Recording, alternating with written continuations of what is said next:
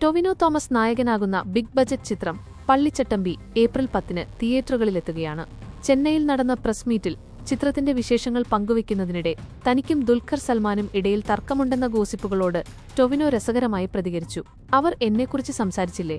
എങ്കിൽ ഞാൻ ദുൽഖറിനെ വിളിച്ച് ഇതിന്റെ കാരണം ചോദിക്കാം എന്ന് തമാശരൂപേണ പറഞ്ഞ താരം തങ്ങൾക്കിടയിൽ യാതൊരു പ്രശ്നവുമില്ലെന്ന് വ്യക്തമാക്കി. താൻ സിനിമയിൽ എത്തിയ കാലം മുതൽ ദുൽഖറുമായി അടുത്ത സൗഹൃദമുണ്ടെന്നും അദ്ദേഹത്തിന്റെ സിനിമയിൽ അസിസ്റ്റന്റ് ഡയറക്ടറായി ജോലി ചെയ്തിട്ടുണ്ടെന്നും ടൊവിനോ ഓർമ്മിപ്പിച്ചു. 2018-ൽ പ്ലാൻ ചെയ്ത ഈ ചിത്രം 1950കളിലെ കേരളത്തിന്റെ സാമൂഹിക പശ്ചാത്തലമാണ് ദൃശ്യവൽക്കരിക്കുന്നത്. ഡിജോ ജോസ് ആന്റണി സംവിധാനം ചെയ്യുന്ന പള്ളിച്ചട്ടമ്പിക്കായി 100 ദിവസത്തിലധികം ചിത്രീകരണമുണ്ടായിരുന്നു. കായിദു ലോഹർ നായികയാകുന്ന ഈ ചിത്രം തിയേറ്ററിൽ തന്നെ കാണണമെന്നും വലിയൊരു ദൃശ്യാനുഭവമായിരിക്കുമെന്നും ടൊവിനോ കൂട്ടിച്ചേർത്തു. വലിയ പ്രതീക്ഷയോടെയാണ് ആരാധകർ ഇപ്പോൾ ഈ പീരിയഡ് ഡ്രാമയ്ക്കായി കാത്തിരിക്കുന്നത്.